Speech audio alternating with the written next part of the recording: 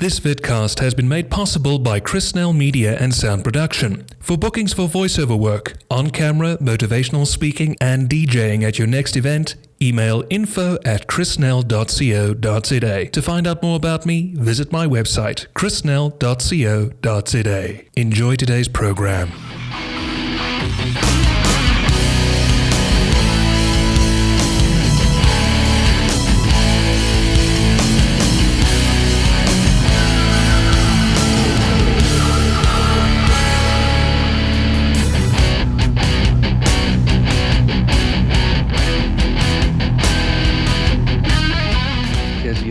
What a pleasure. Thank you so much for doing this. It's really an honor. Welcome to Having a Cuppa.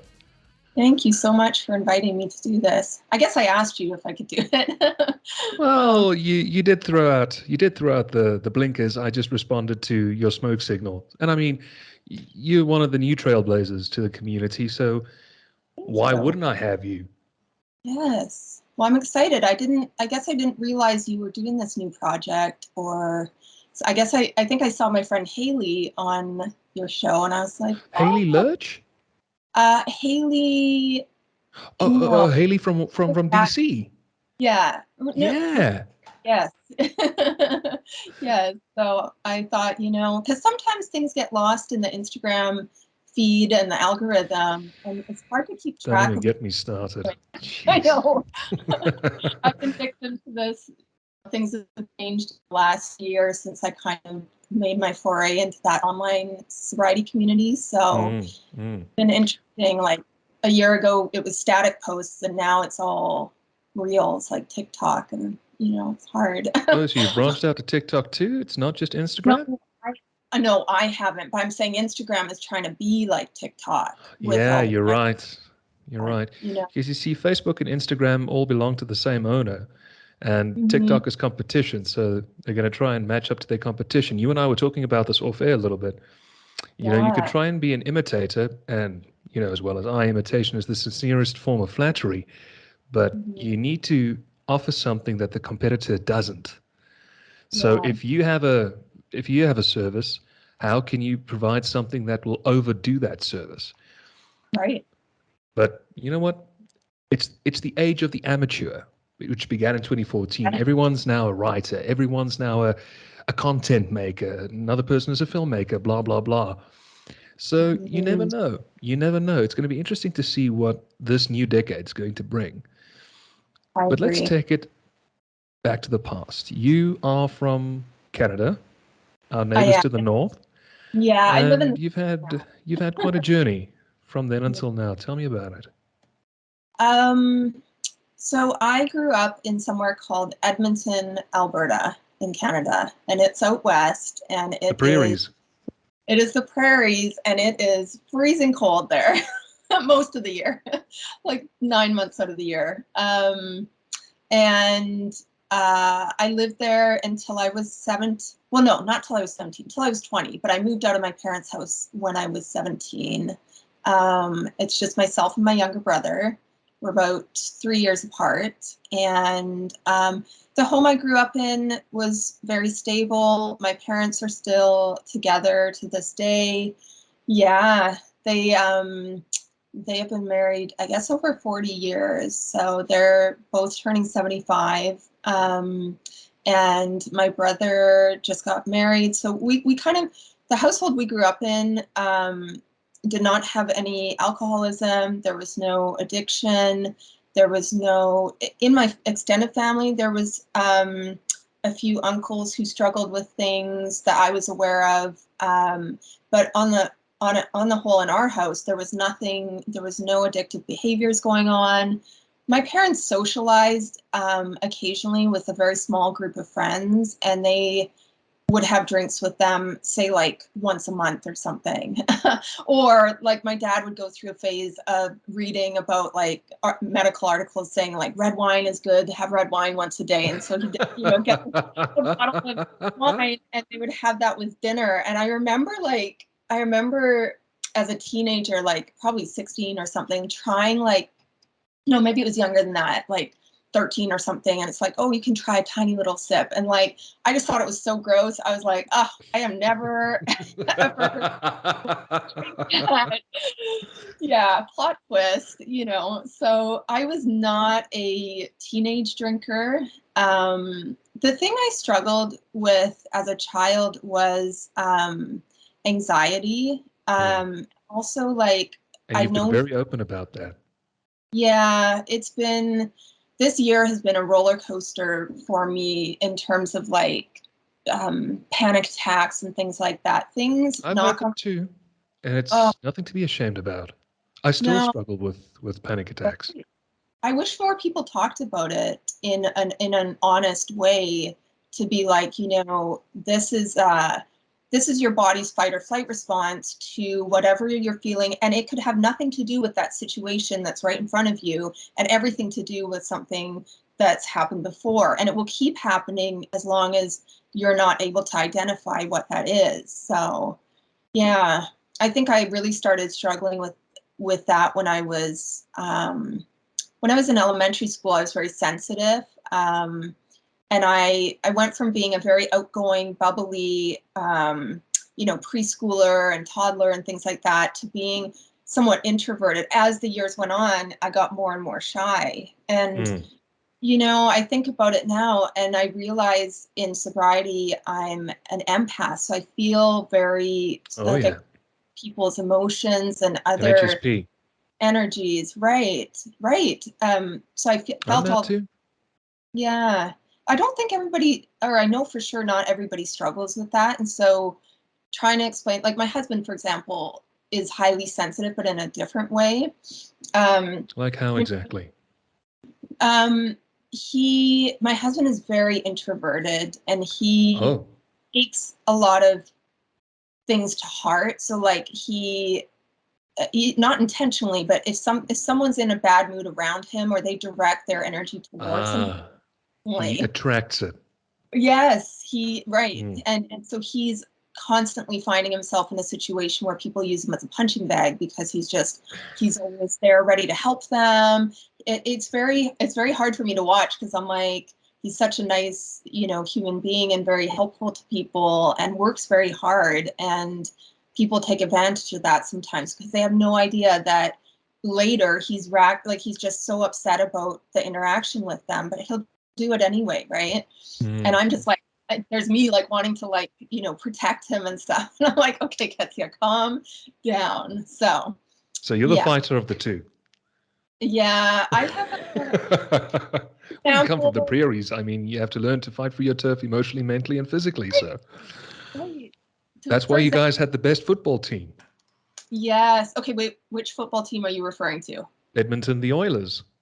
Oh, the hockey team. Yes. Oh, sorry, the hockey team. We do have a very good hockey team. Hockey is my thing. Are you still a hockey fan? Yes. My team, though, is the Dallas Stars. So my husband Fantastic team. Fantastic. I love Mike Modano from way back in the day, and that. Oh man, now we're cooking with Crisco here. Mike Modano, Peter Forsberg, Rob Blake. Yes, that was legends of the game. We, my husband and I went to Vegas in February, and we went to the NHL All-Star game while we were there. It was his birthday that month. It was so much fun. He's never been to an actual hockey game, so it wasn't really a game, but it was event, right? An attraction. Convention. So, yeah. But I feel like I've gotten off track. So no, not at all. It can go in any kind of direction. We were talking about anxiety. I would like to shoehorn this in here, and I want to say it here and now, that if we have anxiety, I think it comes from a lot of criteria. The most common now, of course, is trauma, but also social peerage. Why do I say that? If you come from a middle class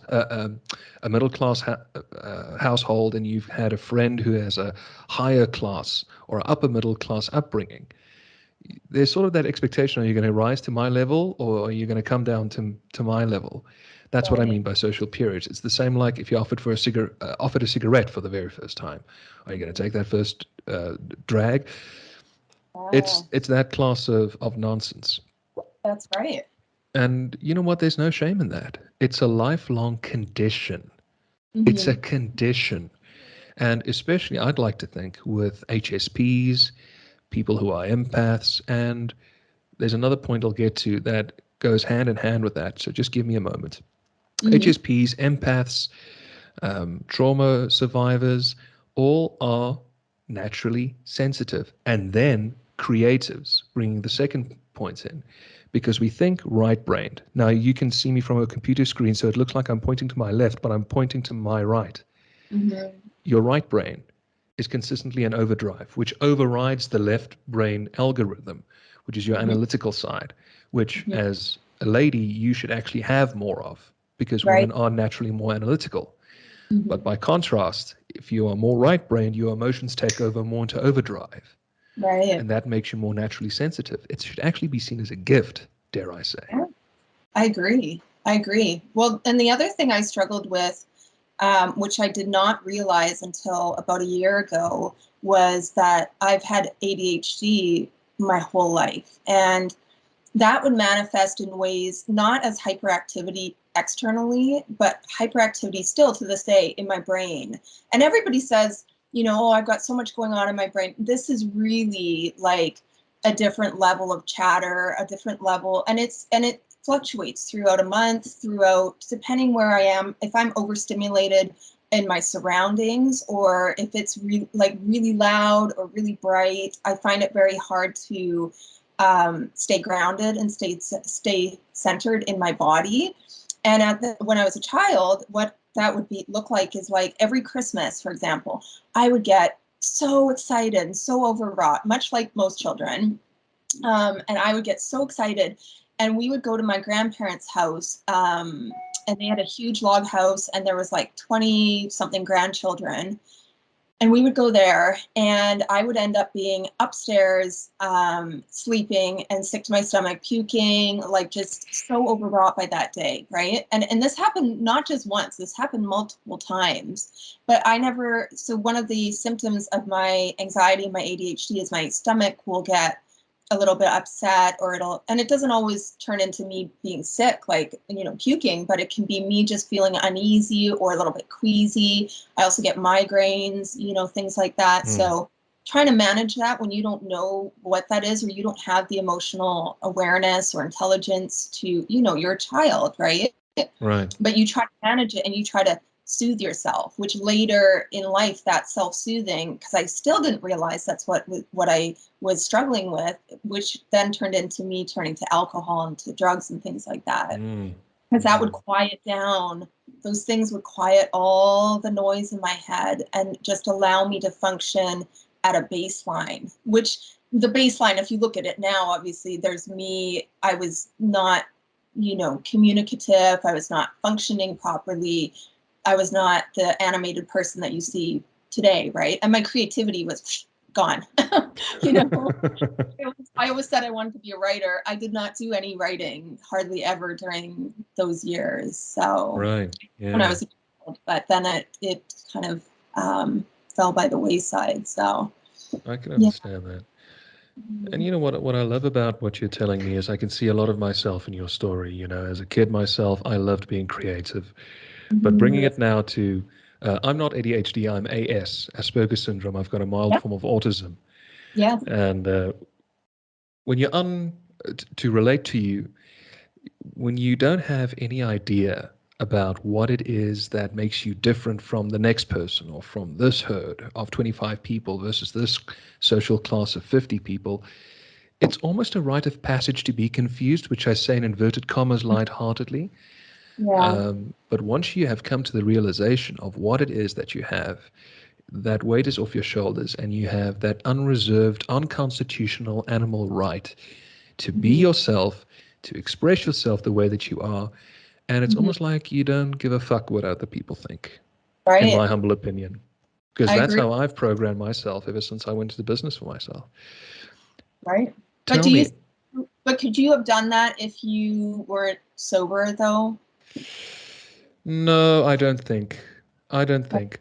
Look, this is a very silly perception that I'm going to come up with next, and if you want to disagree with me, please, I welcome it. Because I'm the kind of person that doesn't, stick with one thing exclusively. I'd rather be a devil's advocate, and if you present something to me that would add an extra edge to what I said, then I'll go, oh, okay, that makes quite sense. Then I'll put it in my toolbox. I mean, after all, that's how the program works. Right. Often I'm of the perception you have to go and visit hell. And it's only when you've seen hell in its rawest form that then you realize, you know what? I've been, I've seen, I've survived, and now I'm going to thrive. But it's a choice that you have to make. Yeah. I can sit here and I can go off on a rant as to how many people that I've spoken to locally and internationally who come from a sincere and honest place, but they give themselves permission to sit and sulk every given day as if it's everyone else's fault and everyone should feel sorry for themselves. Right? Right. But no one's going to do that. No. It doesn't matter if you have been through the deepest, darkest corners of hell, you have a choice to make. Are you going to sit in the same place as you originally were, feeling sorry for yourself, or are you actually going to get up and do something about it? I can understand, there are people who are bipolar, tragically bipolar. I just had a chap on who said he's just sat in misery because he thought himself a walking death warrant. But, he decided to stand up and practice self-care. Right. And that's the biggest difference. Nobody's coming for you. Like at the end of the day, when I was in active addiction, everything was everybody else's fault. Everything bad that happened to me was somebody else's fault. I could trace it back to pointing the finger at somebody. But when I was in it, of course I didn't see that, right? Because not only like my brain was clouded by toxic substances, but I surrounded myself with people who validated me. So people who were also struggling with their own demons, who would be like, oh yeah, this person. So I was constantly cutting people out of my life and like not talking to this person anymore. And there was like a trail of destruction, which built up over time. It wasn't just one day I woke up and I was a total asshole and, my life fell apart. It was like, it was so subtle. And that's, I think, what gets a lot of people is these changes when you're in active addiction and it's like, what do you call it? Like it's an unhealthy, you're using alcohol or substances as an unhealthy coping mechanism for your feelings or for life. It sneaks up on you that all of a sudden you're like, one day when you finally make that decision or the decision is made for you that you need to stop that, you can look back and say, oh yeah, this was building up over time, but you didn't see that when you were in it, right? So I think it's like, I try not to fault people ever for where they're at with their journey with sobriety. Naturally. I have a lot of people, that reach out and stuff. But I do think for me personally, I had to go pretty far down to get to where I am because I remember near the end, like the last year or two, I was having like physical withdrawals from alcohol. Oh, isn't that terrible? And not being able to tell anyone. And people, I would say to anybody listening, to die from that. Really, fucking it's terrible. very dangerous. So I would go to the ER, and finally near the end, I finally admitted to the ER doctor. I was like, this is alcohol withdrawal. But before that, because I was the day that happened, I was with one of my best friends in Canada, and she needed a witness to come sign divorce papers for her. So we go to the courthouse. My hand is shaking so bad, I can't sign the paper, and I can't. But I was, and then my heart rate was all over the place, right? Because hadn't had alcohol for a few hours or something. So then she takes me to the ER. I'm laughing about, it's not laughable. She takes me to the ER, and I tell the doctor finally, and it was the doctor, and it was like not an intern, like what do they call them, a resident student or something. Yeah. But there's like 3 residents and like the doctor in there. And so I told him, but I had done this multiple times. I would go to different emergency rooms or different medical centers, and they would prescribe me like benzos or something. And I would take the pill, but then I would start for a week or so, and then I would just start drinking again, which is also very dangerous. Very. So that was my bottom. There was many other things that happened. Oh, sure. There, like personal relationship things. like I said, those bridges that had been burned and stuff. But when it came to the physical withdrawal, I remember one day standing in my kitchen, and there was like, I had a thing of Ativan, and I was like, I need to take one to stop because it would help with the withdrawal, right? But then I was like bawling because I just wanted it to all go away, like all together. Like I wanted that to fix it. And I knew that it wasn't going to be one pill. I was like, please, like take this away, whatever this is, like take this whole thing away. And it was very poignant because but it was like another like year after that before I got sober. That was the year before. That whole thing with my friend and the divorce court was almost a year to the day before I finally got sober. Well, you know what? I'm going to use the expression rite of passage because, again, I can see myself in your story that ultimately everyone, I think, who has had protracted addiction in whatsoever form, ultimately become exhausted because reality is going at way too fast a speed, and everything is just going to mud. Yeah, So and it's a byproduct, I'd like to think. Right. You get saturated to the point where you're so spiritually and physically and mentally exhausted, but you're trapped in the hell like of your own body. So we all know, like when we start doing therapy and things like that, if you're able to do that and fortunate enough, is you start working on what's up here. But when you're in active addiction, you're battling, like your body's fighting against your brain is fighting against your desire and your core values. I was constantly living out of alignment with the things that I said, how I wanted to show up in the world. Like I wanted this trustworthy, reliable person and a mother, and motherhood really threw me for a loop because all of a sudden I was responsible for another human being, and I became a single parent when my daughter was 10 months old by choice. Oh, man. But the choice was I had to leave that abusive relationship, mentally abusive relationship. So it's like I was thrown into, and having struggled with my ADHD, imagine that in motherhood, being overwhelmed to the point of like trying to manage all these tasks and like keep up appearances and like, perfectionism was in there, people pleasing. So it was like a cocktail. Which is still at play today in sobriety. Don't deny it. It is definitely at play. Definitely. I agree. I think, and I see it in interactions that I have with people now where it's like, this isn't something that just went away because I put down the drink. This is something I have to work on and consciously think about every day. Think about the fact that I am a people pleaser and that I am a perfectionist and that I have an ego in there for the things that I do that get external validation. And that has come a long way from when I was in active addiction, the things that I would do, but it's still, you're not cured of it just because you put down those substances. If anything, it makes you acutely aware of those kind of defects, and you're like, oh, and then you realize the enormity of the work that you have to do. Okay, I'm going to interrupt you there. Before you say, oh, first, when you get the realization that there's still work to be done apart from that you have put down the substance or substances, plural, the first two words that escape your mouth is, oh, crap. Right. I've just escaped one hell. Do we need another one now? Thanks so much. Jeez, give me a break already.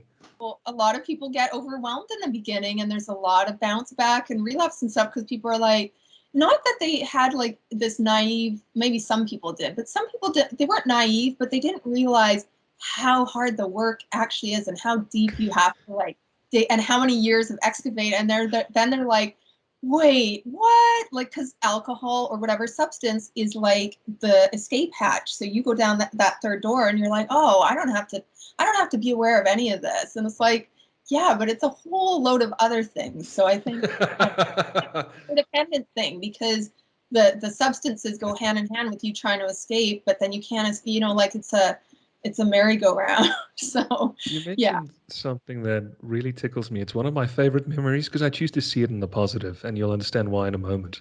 I was still working on online radio back then. It was run about the time that I started this thing that you and I are doing today. And now I got to think back. It was roughly about a year and a half into recovery. because I was a dry drunk first, and then I began doing a program. Now, if you want a real test of your sobriety, try working in a casino. That is a whole discussion. The studio where we were broadcasting from was in the Metroplex of a gambling resort, really big, popular one here in the province where I reside. And I always pitch up to work early because you have to set up the computer, then you have to test the mic, are you at the right level? Because otherwise, if I'm talking into the mic and it's too loud, it's going to hurt your ears, right? Right. Set up the music, all that razzmatazz, but I can't start my day without my first cup of coffee. And if you're doing morning time drive, there's no time for it. You wake up at 3 o'clock in the morning, shit, shave, shower, out the door you go. Yeah. So I would go and get my coffee, but there was no coffee in the kitchen. So I went down to the coffee bar just past the slots. And I need to throw this in for perpetuity. It was just after the hard lockdown had just come to an end. Okay. I don't know how it was in the States, but for example, in hard lockdown, people couldn't buy alcohol. It was completely a no-no, right? Okay. Yeah. And all of a sudden, I'm standing there purchasing a coffee, a nice cappuccino, I think it was, and to the barista's left is the fridges where they stock all the cold stuff, and it was packed to the rafters of beer and liquors. It was just this visage that just caught me by surprise. Whoa. And my hands are starting to sweat. I'm starting to tap like bongo drums on a table. And this guy could see I was not doing well. And eventually, I think 3 or 4 or 5 minutes went by. I just paid him for the purchase and I dashed back to the office. Just that this anxiety can calm down. And I start to just do intake through the nose, breathing, then exiting throughout the mouth. And I vomited in the office bin. Next thing you know, I'm calling my counselor. I'm saying, my sponsor at the time. And I said, listen, am I busy relapsing? She said, relax. Right. It's a physical withdrawal. And I'm going to paraphrase you here. The mind and the body are persistently at odds with one another. Your mind is saying no, but the body has become so dependent on that substance. Now it's causing a clash of an algorithm, like a computer getting a computer virus. Yeah. And totally out of alignment. But that could sneak up on you at any time, because you mentioned like you're just going about your normal morning. You did not expect that to be there. In Canada, I was in Canada for the first year of the lockdown, and there was certain days they limited the liquor store hours there, where in the province I lived, they had liquor stores and then they had beer stores. So the beer store was open every day, but it had limited hours on like Sunday and Monday or whatever. And then the liquor store, and I was not a beer drinker, but during the pandemic, before I quit, I became a whatever there was drinker, right? I'd be like, okay, now it's okay. And I would, you know how it is. You sit there and you watch you look at your watch, you wait for that minute when it's like opening, and you are in your car outside the beer store, and you're like, desperate times call for desperate measures. Bring it on, buddy. I need to get my fix. And I used to get delivery of groceries you could get liquor delivered with your groceries. And it was horrendously expensive though, mind you. Like it was a huge markup, but because I had my daughter at home and schools were closed and things like that, you'll always find a way. You know that. You'll go to multiple different liquor stores so they don't see you again, and all the things. The mental gymnastics of it is very exhausting. It was, So, I can relate to that. Were you a drinker exclusively, or did you also abuse substances as well? Before alcohol became a problem, drugs were a problem. So, so my daughter is turning 8 in December, and her dad, so her biological dad, I'm married to my husband now. Him and I met, I guess, like 11 years ago or so. And we met about 11 years. And we met during a time when I had, my late 20s, I had finished, I'd come out of a career. I'd had a bad exit we were kind of talking about this at the beginning before we recorded, but I had a bad blowout with my boss at the time. He was a huge narcissist. And I'm starting to hate that word. And I was making 6 figures. I took the money I had saved and whatever, and I went to Australia. And I went to Australia. There was a few people I knew there, and I traveled around, partied very hard, and ended up back in Canada outside of Vancouver in Kelowna, and met my daughter's father. And him and I were involved with cocaine. He sold it for a time. There was a lot of stuff. But that was, so imagine, I was almost 30 and I tried that stuff for the first time. I never did it. Beforehand. No, never. And I never, well, of course, that's a whole different bag to alcohol, but I struggled with that for 10 years, maybe. No, not quite 10 years, maybe like 7 or 8 years. And the eventual, still a hefty sum. Yeah, very expensive was the thing that ended up killing me with that. And also just, I don't know how it works with physical dependency with cocaine, but I would have really bad episodes sometimes because a lot of the stuff is laced with other drugs in Canada. Sure. And States, fentanyl is a huge. Here in South Africa as well. Is it? Yeah. Big time. It breaks my heart to think about, my daughter's generation and the things that she's going to have to face when it comes to that. She said to me yesterday, we're leaving the house, and she said, "Mommy, I don't ever want to drink," like out of nowhere. And I'm like, what? And no, my husband does not drink by choice. He's not an alcoholic or anything, but he just doesn't enjoy alcohol. I've never had alcohol in this house ever. I've never been to a liquor store in the States since I've been sober. So, and she just kind of said that. And I was like, she knows I do a lot of work sobriety, but she doesn't know the whole story. And when we first moved here, she remembered, because she was 5 turning 6 when I quit, and she remembered sometimes in Canada, like drinks in the fridge and things like that. I had like mixed vodka drinks or whatever. So she did remember that, but she does, I think as time goes on, she doesn't associate me as being a drinker, but her one set of grandparents are heavy wine drinkers, not my parents, husbands, but her other set. And she was there this summer in Canada, so she was around people drinking. So just, it's so interesting. Never underestimate the intelligence of a child. No. Never, ever, ever. See, the awareness that they have, Big time. Big time. Remember, when they are young, they absorb everything: emotions, notions, habits, character traits. All of that they see. Yeah. And I'm not speaking in a condescending manner. I'm just painting with a broad brush here. I was raised predominantly by a single mother because I had an absentee father all my life, and it's hard when you come of age and you have to start working on the character defects in the program. Mm-hmm. When you start to see you are the mirror image of someone else in your family cycle who has also had drug and alcohol abuse, that you are actually the spitting image, the mirror image of that. There's a saving grace in that when you start working on that you break that generational curse. You might know it under another term. I call it a generational curse. I do too, yeah. But that's inherent, that, I want to be a husband and a father one day. And I would also like my kids, plural, not to be exposed to that. And it's natural. And I think even more so for a mum, the point that I'm trying to make is that once you are responsible for that life, that you want to protect them from everything. And it's natural because that's a mother's instinct. That's exactly it. That was the tipping point for me, though. My alcohol addiction really spiraled out of control when my daughter was born, because by that point, the drugs were gone.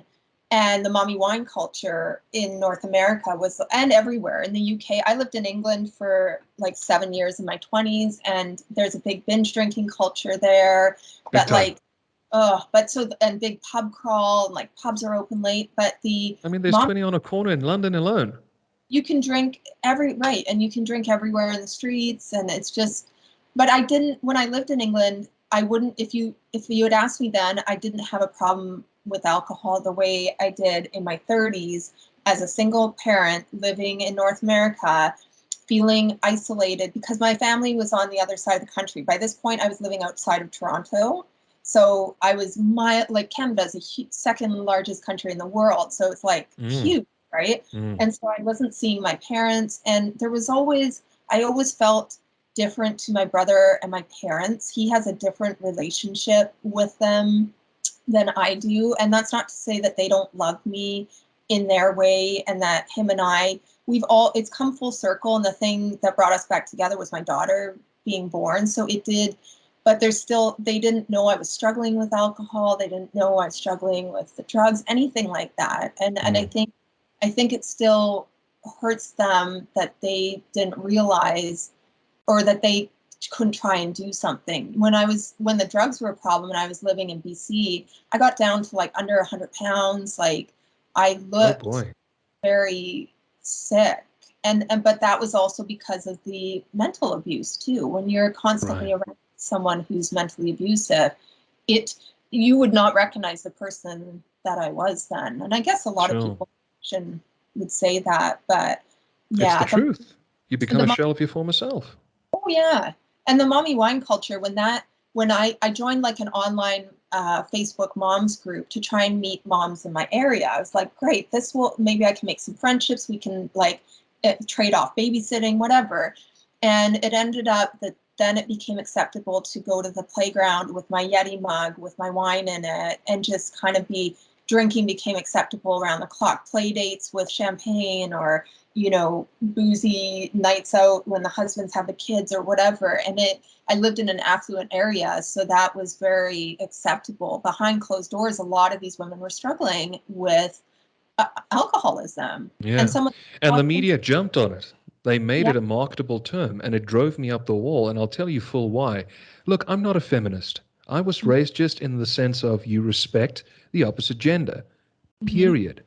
But that was just the one instance, the only instance where I could say, you know what, women are being objectified as automatic alcoholics when they become parents. My mother never drank above like half a glass of wine. And now we're talking on the real odd occasion. I was the heavy boozer. My dad was the heavy boozer. Trying to say that the mommy wine culture was acceptable, it was just a slap in the face to the ultimate gift that a parent can give, which is to give life, in my humble opinion. Sorry if that sounds extremely overt. No, but do you think, though, just to be devil's advocate, do you think that by the media embracing and pushing this down moms' throats, that they ended up creating some situations for women? Absolutely, and I'll tell you full why. Because they thought they could make money off of it. Because I'm a media specialist. And all these whatever, Correct. Because if there's anything that they can line their pockets with, why do you think the shit hit the fan with fentanyl and with Big Pharma? Because there was a potential money-making opportunity.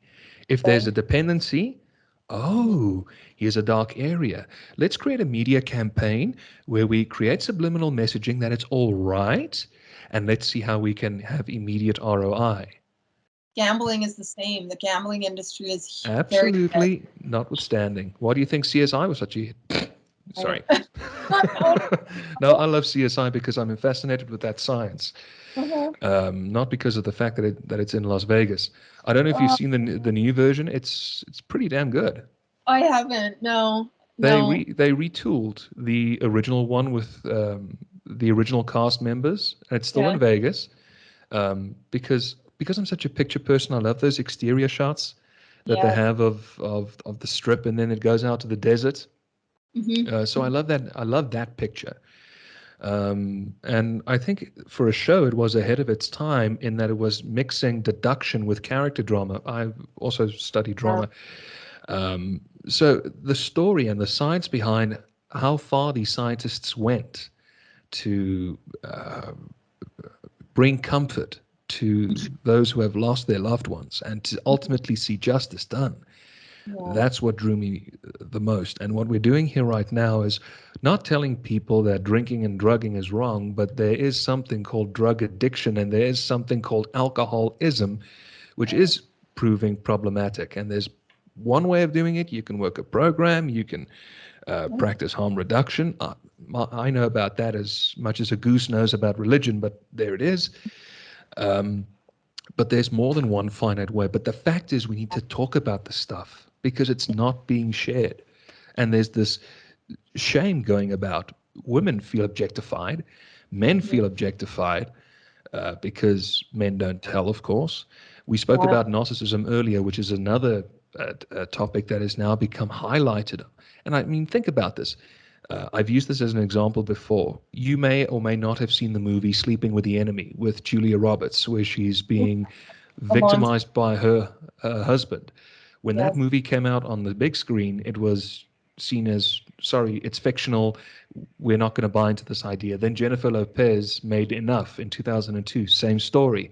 But when it came to the lockdown and then Dirty John came onto the picture, now we're cooking with Crisco all of a sudden.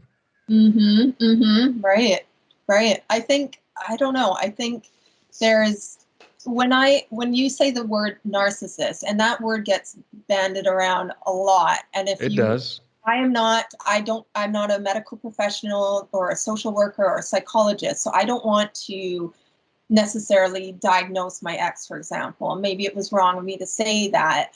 However, I do know, having been in a relationship with that person for like 6 years, I do know that he had narcissistic traits, and that the way he treated me, it brought I had no self-worth and no self-esteem.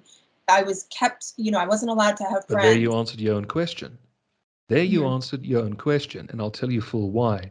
We're not going to make him the culprit of this conversation. And I can appreciate where you're coming from because you've forgiven him. In fact, from where I sit, you're 20, 30 steps ahead. Narcissists can obviously commit domestic abuse, which can be physical, but it's more damaging when it is emotional, mental, and spiritual. I happened to have said this yesterday. With domestic physical abuse, gender-based violence, which is now the new term, you can see the scar on the shoulder, you can see the black eye, you can see the cut on the cheek. Then immediately people will realize there's a problem. Right. But with narcissistic abuse, you don't see the scar. So you could have gone now to anyone and you could say, person X is busy abusing me. And people would look at you as if you are an alien from another planet because they know that person who is harming you, and that person looks like God's gift to mankind. Right. So that what you have said falls 100% under the criteria of narcissism. The problem is it took so long to have this as a referencing talking point, because if you had to go to a psychologist, even in the 90s, they would say, I think you're busy reading too much into this situation. Isn't it more a problem with you? Right. Now, it's been a case of the script has been flipped. And I think it's timely that has happened, because I think it has, as many people in abusive situations that have not managed to escape, it has also helped a lot of people. And I think in my situation, that all of those things, so being in that situation with him brought my self-worth and my self-esteem so low that when drugs came into the picture, it was like, I don't know, like Christmas Day, because I was like, oh, this thing will make me forget about everything. And in a weird way, it was the only time that him and I got along or bonded, I thought, right? Obviously inverted not. commas, yeah. Right. That the only time that we weren't fighting like cats and dogs was when we were doing that stuff together. And that was the dangerous cycle of the addiction, though. And when I left, there was still, like, he was still trying to hold on to me for like another 6 months or a year or whatever. There'd always be these mind games and things that he was playing. And I was like, no. So check, right. narcissist. Anyway, so that. But I appreciate you that you took the active steps to move on, and not a lot of people can do that. I guess bringing this half of the conversation to a close is, how ultimately did you go about achieving sobriety? Did you quit cold turkey? Did you work a program? How did you go about that? So I got what they now call sober curious. I got interested in sobriety in like 2019, like maybe the beginning of 2018 for sure. When I met my husband in 2018, we met online, like over Instagram, and we dated long distance for like 2 years before we immigrated here. We didn't meet for the first 6 months, whatever. Talk about a tricky business.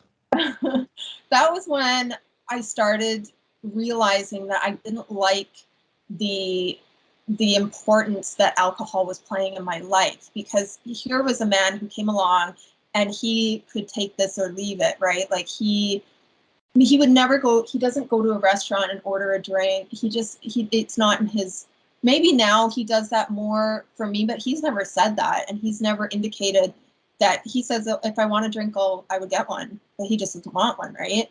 And so when he came along, I started questioning my relationship with alcohol. And that was in 2018, 2019.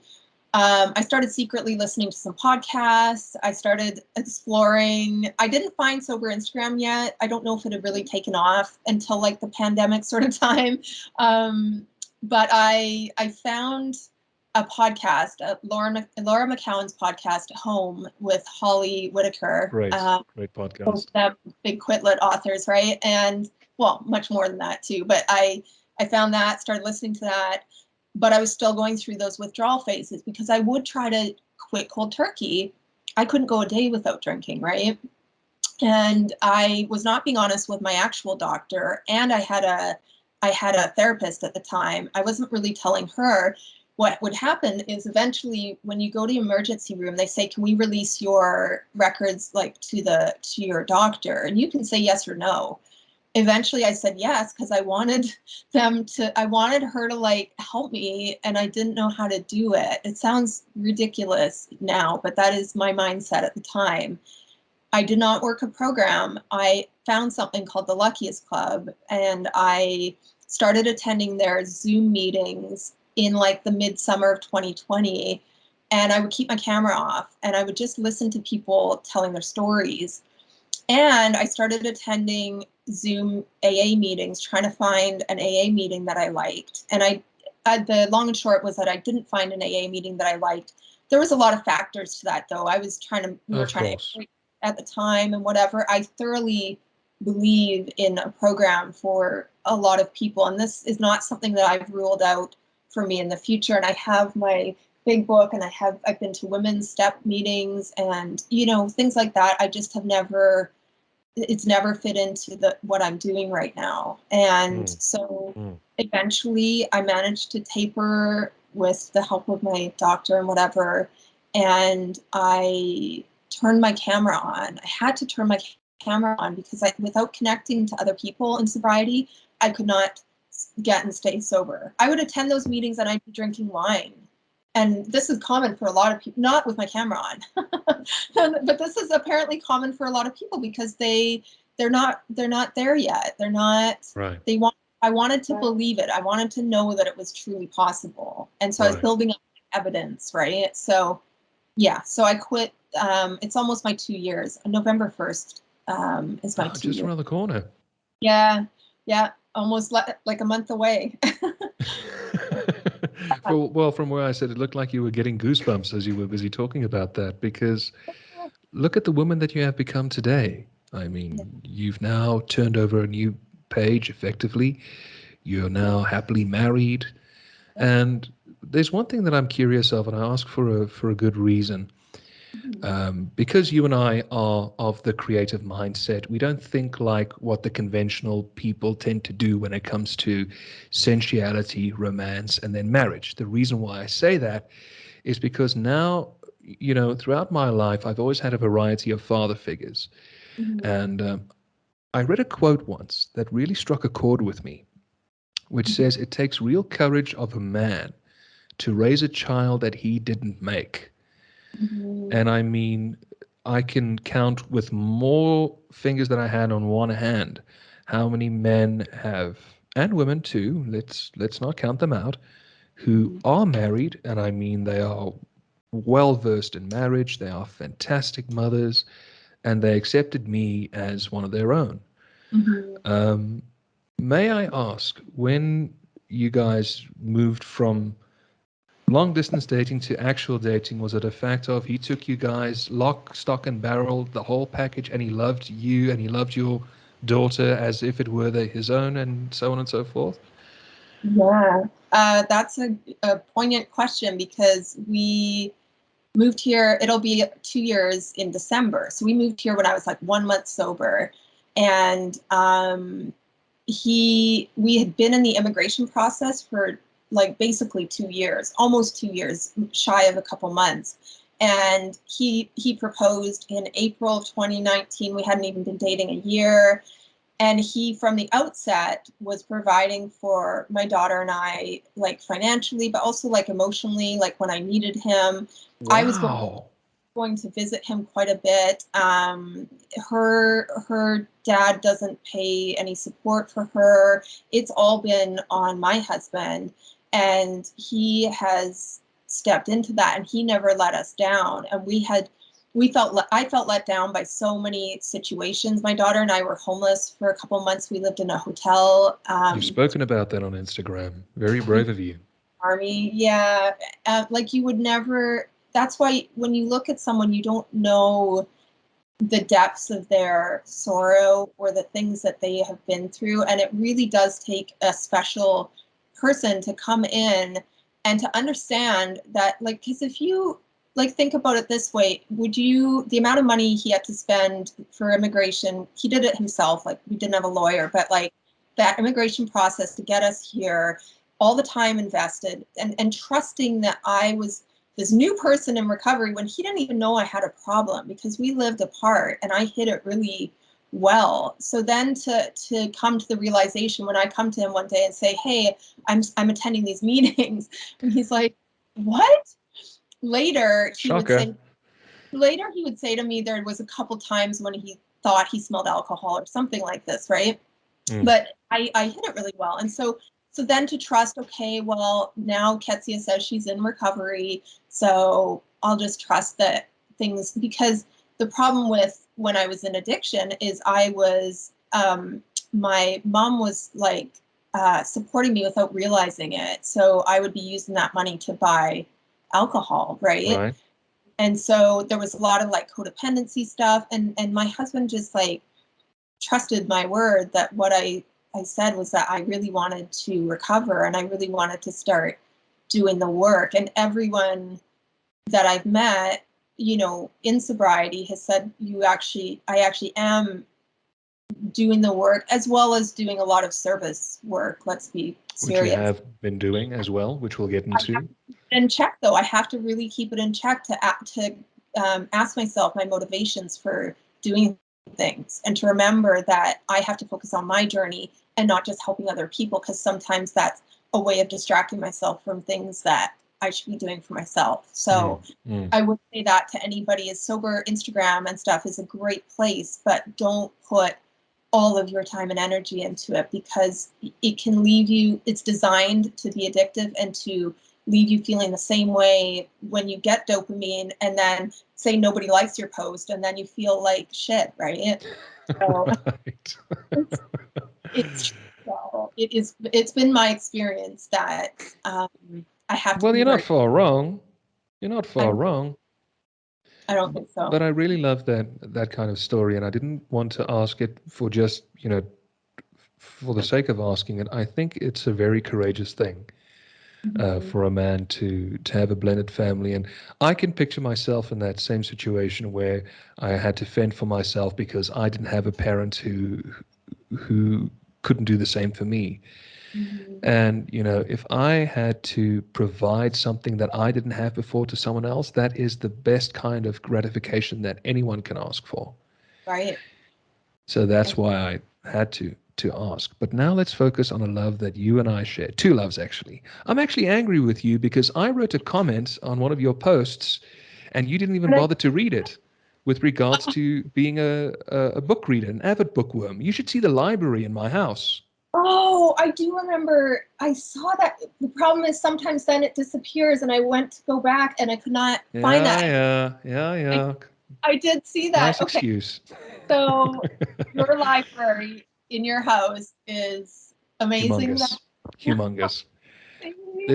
There's a beautiful quote from the actor Michael Ironside, and listen carefully what he says. If you can't afford to go physically anywhere, you can go everywhere in a book. Yes. And I have to tell you, if you have grown up in a situation where you've been treated like shit and you've been, you have the idea in your head that you're a nobody, there's always that university of life being a book, being a record, an LP, a song that can help educate you. Absolutely. And it's the most nourishing thing and pastime that I have had to experience in my life. In fact, I was going to say something, but now I'm going to omit it. It's a feeling better than anything else can describe. So you're also a very canny bookworm.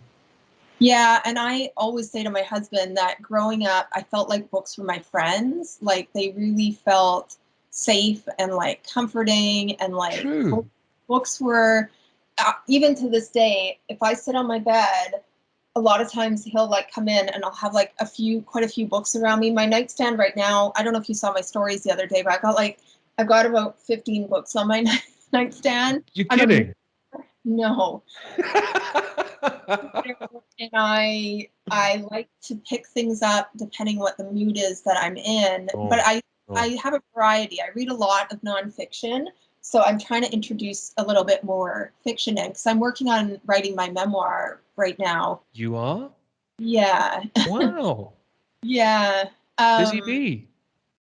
Yeah, and the other thing that I will be doing, our mutual friend, Daniela, I'm doing it sober. I will be writing the blog on her website, so that's starting very soon. Oh, neato. Can't wait to read that.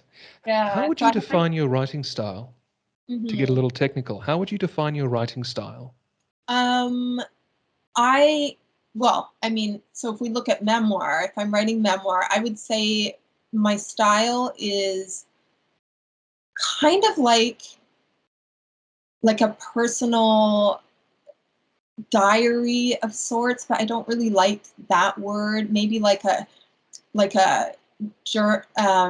personal journal kind of style. So right now the format of my memoir looks like almost like essays of different things that have happened. But I recently learned, because I teach a writing workshop, and we looked at storytelling in the month of September, and there's apparently 8 different types of memoirs. So now it has me thinking about it. There's a thematic memoir, like with a theme. There's a celebrity memoir. There's a event memoir, like a specific event, because memoir is different to autobiography. Autobiography could span your whole life. Memoir is usually a much smaller piece of something. That's why things like Quit Lit would come under a style of memoir, because you're really looking at that thing that you went through for that period of time, right? So I would say it's pretty down to earth, but approachable. Well, you know what? I'm excited for you. And what do you think as well that your love of writing has also aided you in your recovery? Because art certainly has done it for me.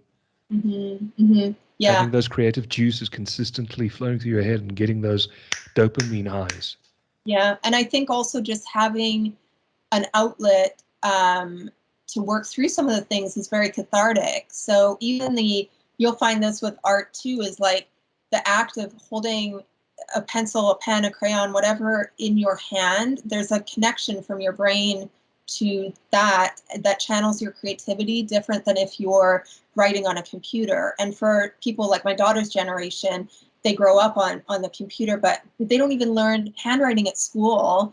Her and I do stuff at home because I feel like this is like a lost art. So I have tons of like notebooks around, like so many notebooks, because I love. You should see the workspace here. Exactly the same thing.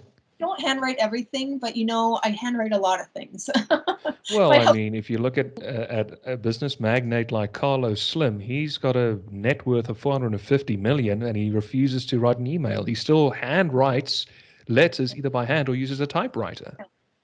Yeah, I don't know. I feel like some days I want to be stubborn like that, because it's like people are too invasive of your time where you're like constantly available. It's like, no, you have to send a carrier pigeon with hologram or something. That's the truth. It's exactly the way I feel. Because, some days shut off the world. well, I mean, you and I are different generations. You're a full decade ahead of me in maturity. But I have to tell you that there still comes times where I abhor technology, which is a contradictory statement because I have to work with this and I have to work with a camera. Yeah. But it doesn't define me who I am as a person. I still have my pet hates. Sure, I know how to work a console. I know how to work the mechanics of a mic, how to talk softly into a mic and then really take it to the depths in order to amplify it. But I'm still a technophobe. Right. And so you're not going to see me at the Apple iStore when the brand newest iPad comes out. I will actually sit and think to myself, okay, fine. If I'm going to use this device, what is the pros and the cons? Is it going to be user friendly? Is it going to be worth of all my time? And that's how I define my life. Not just go out and buy the next thing because you feel like you're keeping up with this technological rat race. So I think there's like a big, and that's why I'm very, in sobriety, I'm very intentional with my boundaries when it comes to my time. So if you were to send me an email with times to do the podcast interview today, and they were all in the evening, I would probably say to you, I can't do it, especially. Sure. I don't do them. I hate doing anything after like 8 p.m. my time. It's my time. I read every night before bed. I have family time, whatever it is. And I wake up very early too. I'm usually awake by like 4:30. So, I can relate. Morning is when I'm productive though. And I reply to a lot of messages in the morning.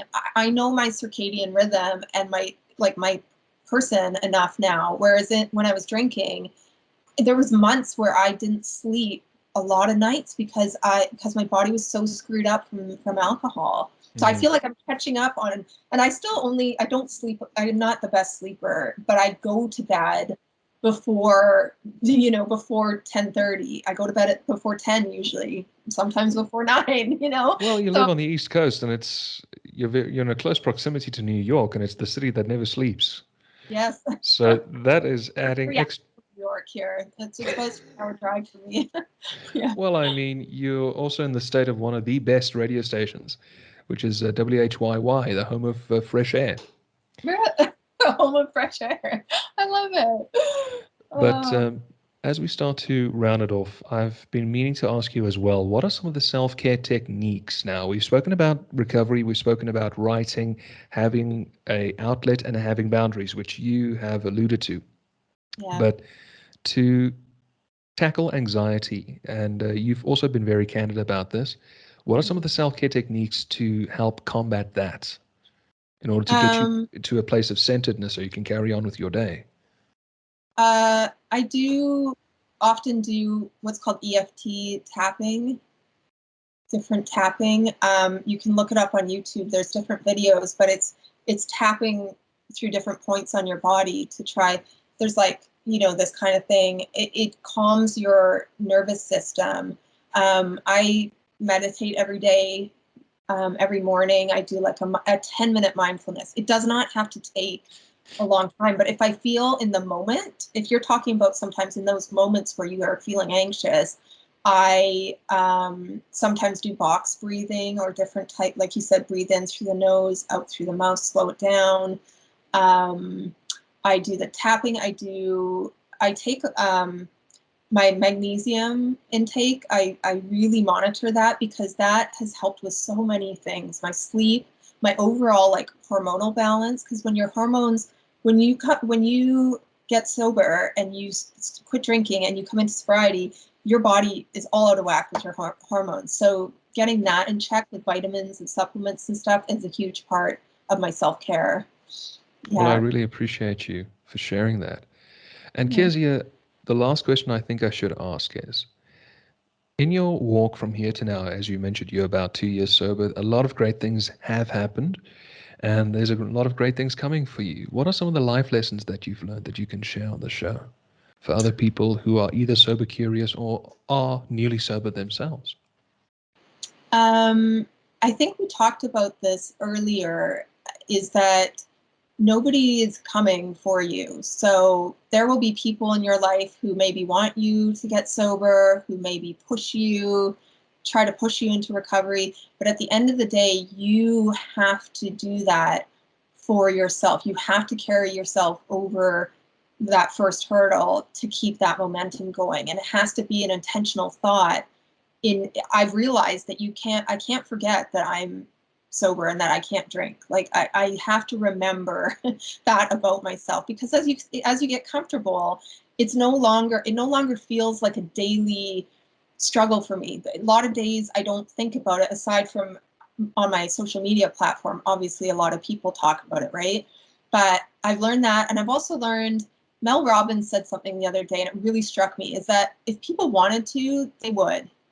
If people really want to be in your life, for example, they will be there. If people promise you something and it doesn't come true or whatever, like if they wanted to, it would. And I learned that, and I went through a lot of friendships, and like a lot of people do when I first got sober, and I realized there's just certain people I can't have in my life anymore, and certain types of people that I can't be around. So that's been a huge growth area. You would look and think that I'm pretty boring now. Like I don't go and do a lot of things, but the things I do are very intentional with my time. Like I took a trip to Boston in May to meet up with a bunch of people from the Luckiest Club. There was an event. So I met sober people for the first time through this journey, and it was like super emotional, but it was like, it felt like a pilgrimage or something. But you deserve it. You deserve it, because that is active self-care, and you're allowing yourself to experience this journey at your own pace. It was still a lot cheaper than the amount of money I would have spent on alcohol. I said that to my husband. I'm like, this is still way less than I would have spent. Kezia, you're such a sport, and it's been such a pleasure to chat to you now for the second time, and you've been even more transparent than what you were on the original show. From my side to yours, congratulations on all that you have achieved, and I mean it in every sense of the word. I want everyone to win in sobriety.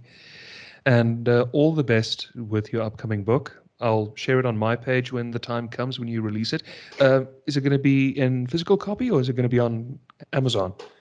I'm going to have author copies. It's called My Last Hangover, and it's personal essays. There's 11 of us who have contributed. So yeah, it will be available for purchase through all of the channels, the usual channels. But I'll be having stuff. Yeah.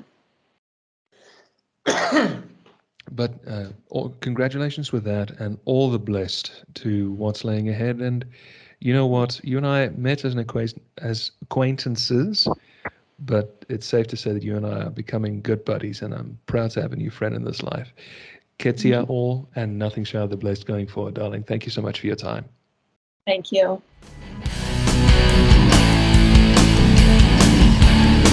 So it is here where we have to make a pit stop, but don't fret, we'll be back soon.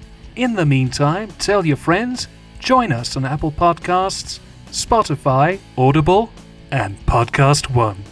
Until we see you again, this was Having a Cuppa for the week. See you soon.